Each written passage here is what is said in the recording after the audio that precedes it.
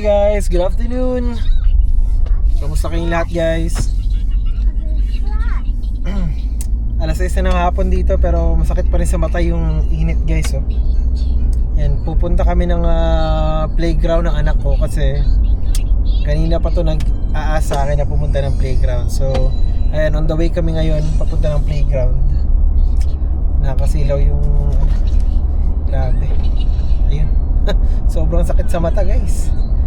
Pero madali na talagang magdilim ngayon. Nung nakaraan sa last video ko 8:30 ba yun sabi ko? 8:35 na dumidilim na. Ngayon siguro mga nasa 8:20 madilim na.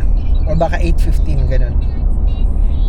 So habang meron pang liwanag, mataas pa yung araw guys, magpi-playground muna tayo. Go! Have fun, Brazen!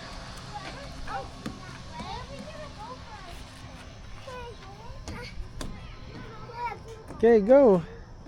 Watch your fingers over there, okay? Your fingers, watch your fingers. Brazen, your fingers, do like this. Your hands. Brazen.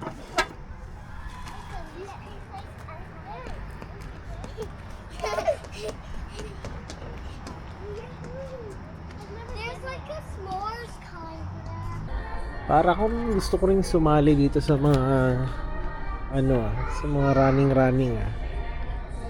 Tingnan nyo guys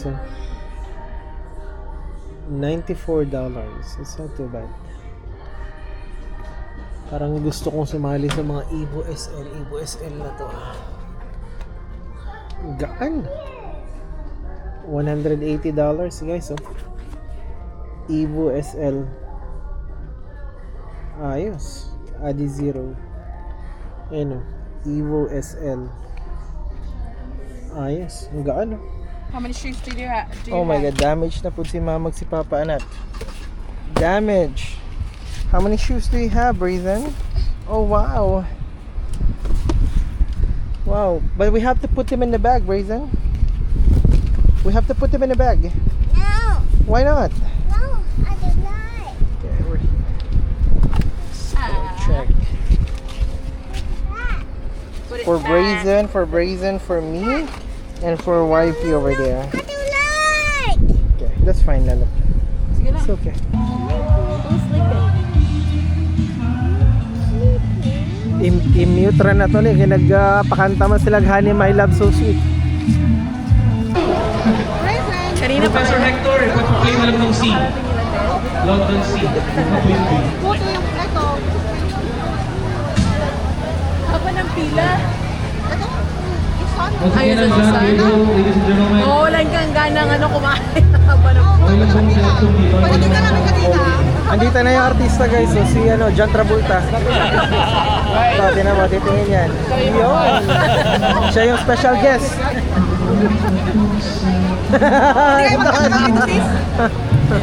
Ewan ko lang. Hindi rin siguro. Hanap sana ng kainan. Wala, nakaluwag ka na. Jamming na tayo, jamming. Tagalog mo yung mga kanta. Filipino ko. Okay na lang. Jamming.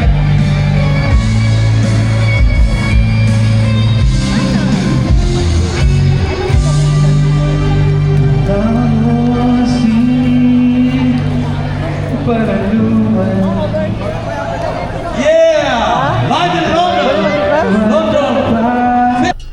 Yo! So galing nga tayo dun sa may extravaganza guys. Hindi tayo nakakain dun kasi grabe yung pila. Pagkahaba-haba ng pila dun. Tapos medyo matagal yung pag-serve nila dun. Kaya ang ginawa natin, bumili lang tayo ng Popeyes. Bumili lang tayo ng Popeyes chicken. Obviously chicken ang benta nila.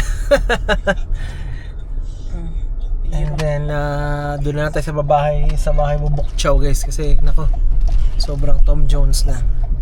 So babiyahe muna kayo pa uwi guys. I'll see you in a bit. Good morning guys. Kakatid lang natin kay Mrs. ulit dito guys. 5:57 ng umaga. Drive na tayo. Monday ngayon guys. Araw ng Lunes ngayon. Ayan, galing tayo sa day off kahapon. Nag-reset tayo kahapon na isang araw guys. Ayan. Hindi ko na nilagay sa may super night yung mode ng aking camera guys. Kasi para ma-feel nyo naman yung yung masyado kasing maliwanag.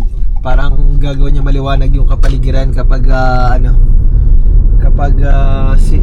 naka super night. Kaya gusto kong ma-feel nyo yung vibes na medyo madilim pa. Ayan, to start our day.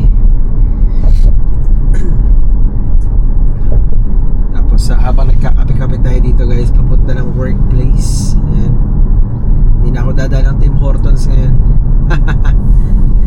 Nagbaon na ako ng kape. Tapos meron pa ako isang kape sa lunch pail ko na sa Shea. So diretso na tayo para makatipid din tayo guys. Kasi nga magastos din yung Tim Hortons guys kapag lagi ka nag-Tim Hortons. Sarap ng kape guys. Sarap sa pakiramdam ng mapait na kape. Tapos mainit yung dumadaloy sa tiyan mo. Ang sarap guys. Ayan. So hindi nyo na ako makita. Sige na nga, papalitan ko na ng super night mode. Saglit lang guys ha. Muna natin, magpa-park muna tayo kasi para makita nyo naman ng maayos yung dinadaanan natin. Parang sobrang dilim naman kasi nito. Wait lang guys. Charan! So ito na po yung super night mode ng ating camera guys. Ayan. So diba, laki ng pinagkaiba.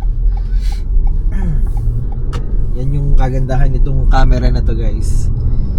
DJI Action 5 Pro.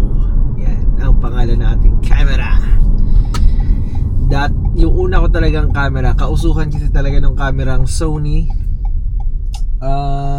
Nabudol ko yung misis ko guys. Binilhan niya ako ng Sony ZV-E10 na camera. Tapos may lens. Binila niya rin ako ng lens based din dun sa review na nakita namin sa sa YouTube. Ayan, maganda yung Sony. Ang problema lang, hindi siya compatible dalhin kung saan. Hassle guys kasi malaki nga. Maganda lang yun pang camera, tsaka depende sa event.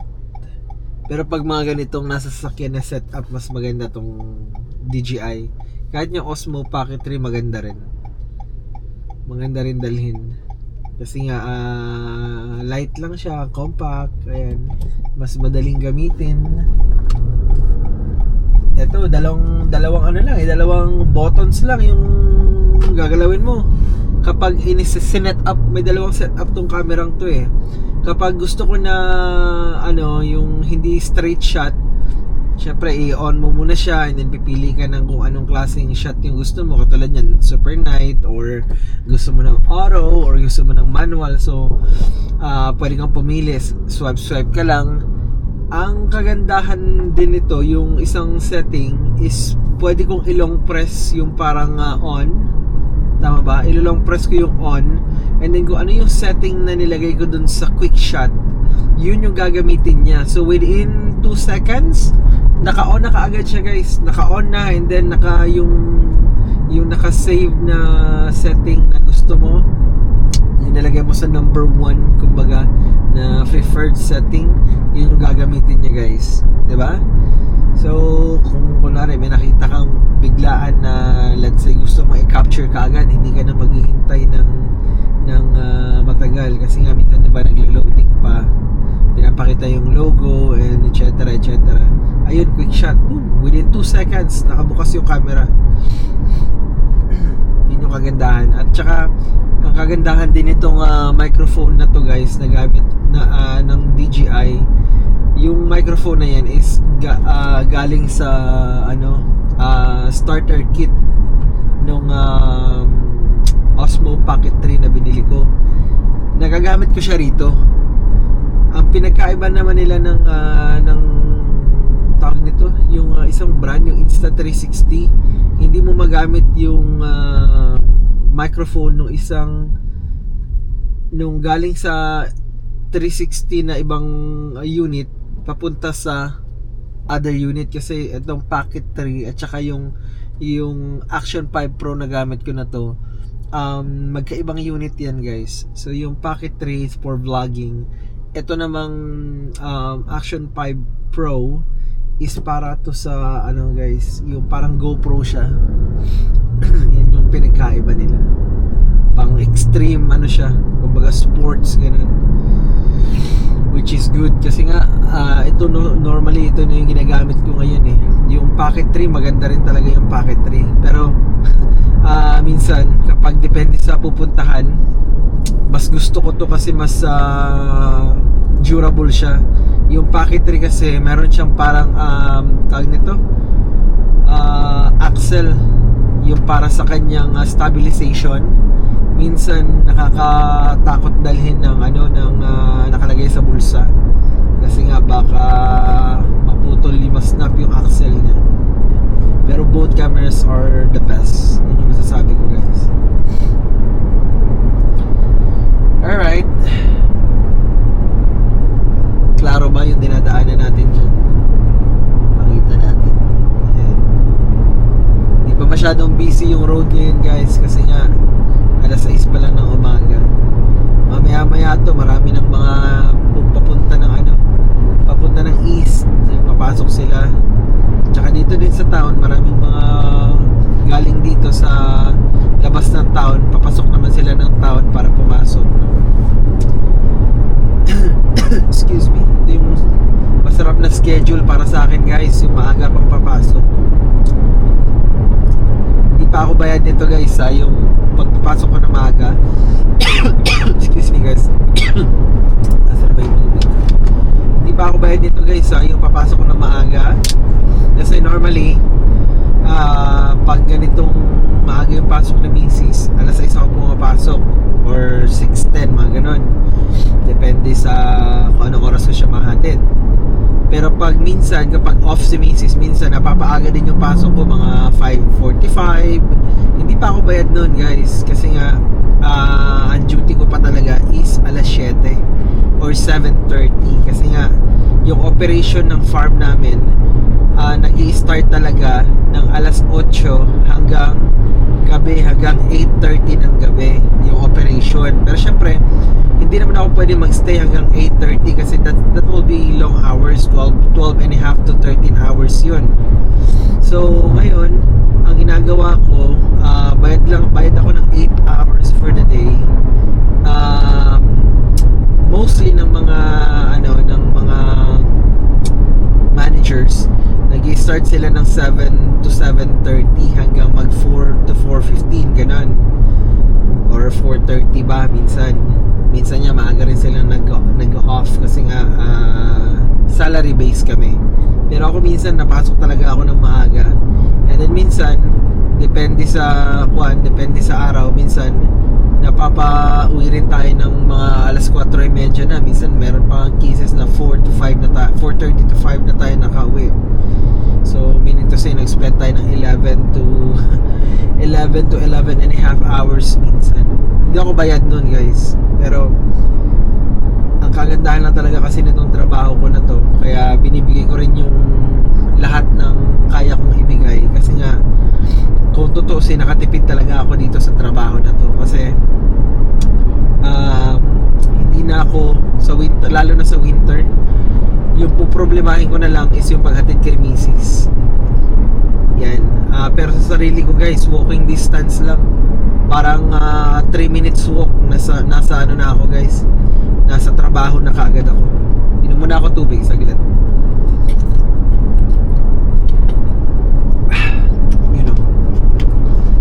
So si misis na lang yung problemahin ko guys, papasok ng work. Ako naman 3 minutes lang, nasa work na ako. At yung pinaka maganda talaga dito is yung convenient guys, convenience talaga.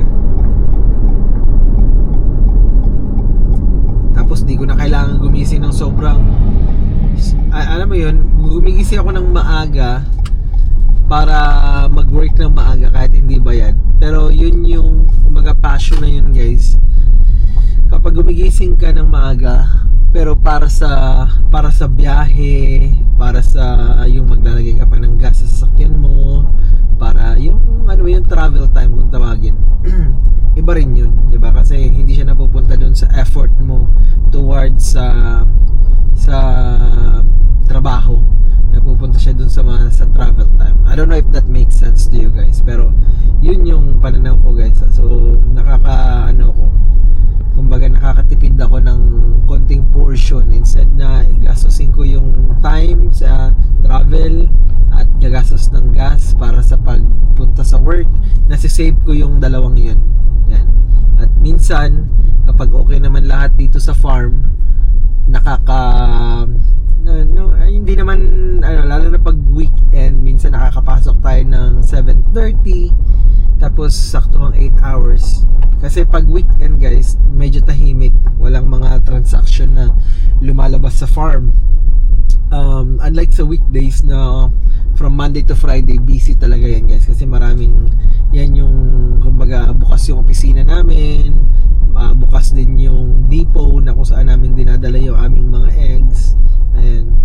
So busy pa ganun. So nandito na tayo.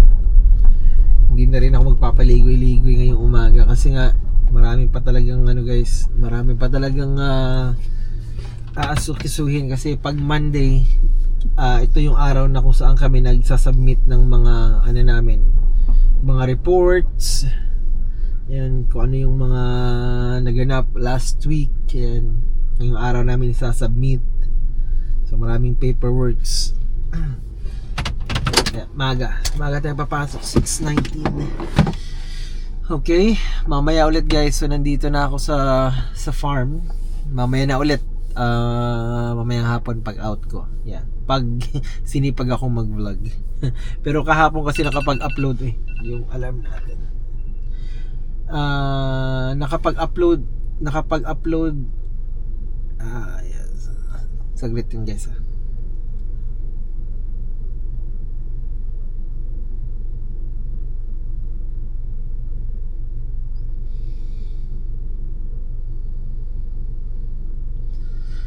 Okay. So kahapon kasi nakapag-upload na kahapon nung video na natambak ko ng ilang linggo din. Siguro mga 2 weeks na nakatambak. So ngayon in-empty ko ulit tong aking memory card.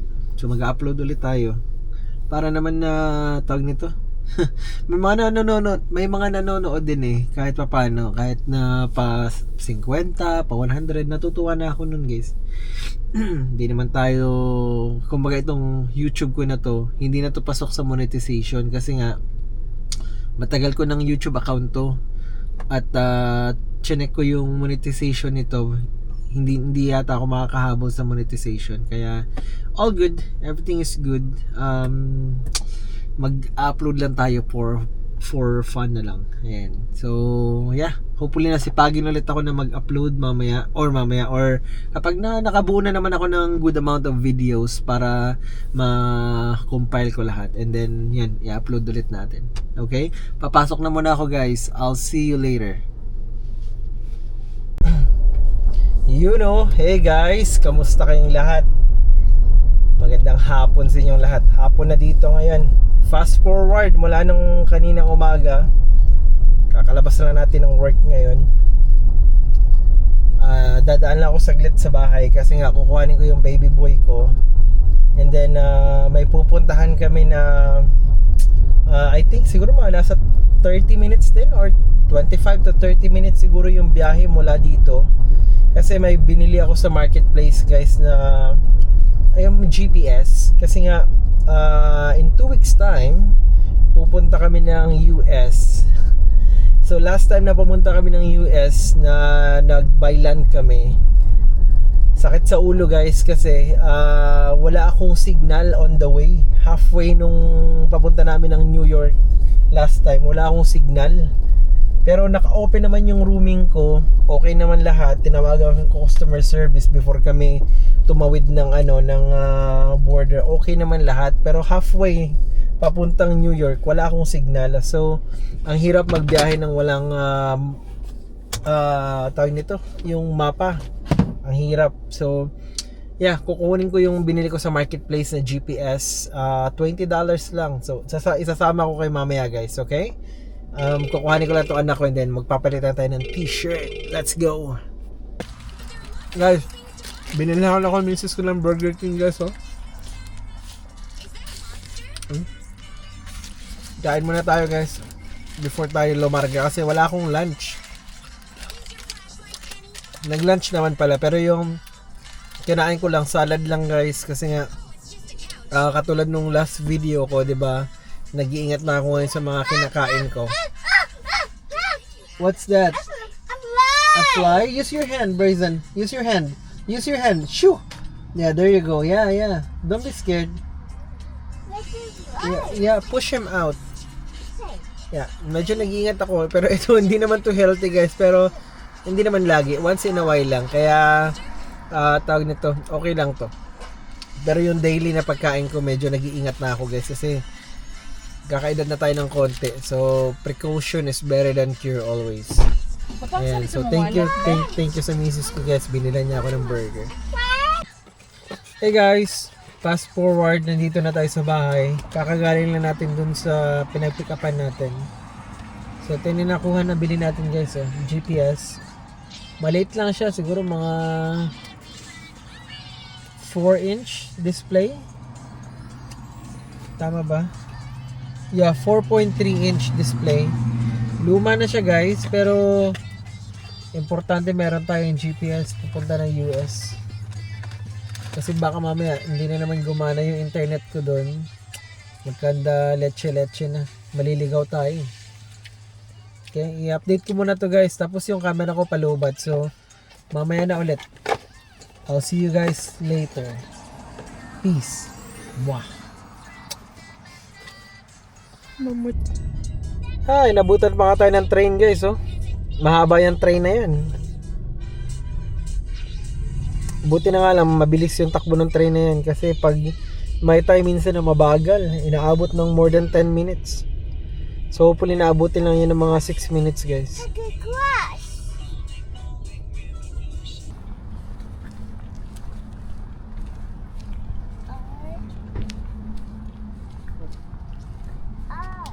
Na babae nga na, no? May rayuma na ba? Yeah, dugangan ko lang. What do you have there? 3. Wow, skateboard and 2 toys? Oh wow, Brazen. That's awesome.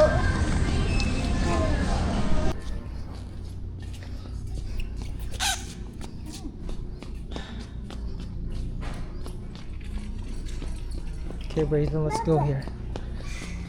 Come up.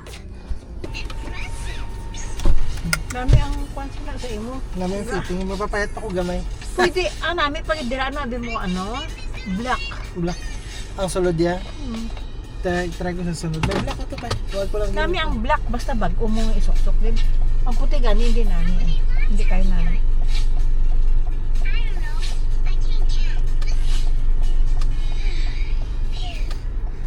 Okay guys, pauwi na kami. Nakapag-shopping na ng konti. Masaya na lahat. Everyone is happy. Ganun lang yung buhay dito sa Canada. Pag may trabaho ka, makakabili ka kahit paano ng mga gusto mo. Nakapag-shopping na ng konti. Everyone's happy. Everyone is happy. Pauwi na tayo ngayon, guys. 12:30 na kasi magsusundo pa tayo ng alas 2. Biyahe na muna kami, guys. Mamaya na ulit.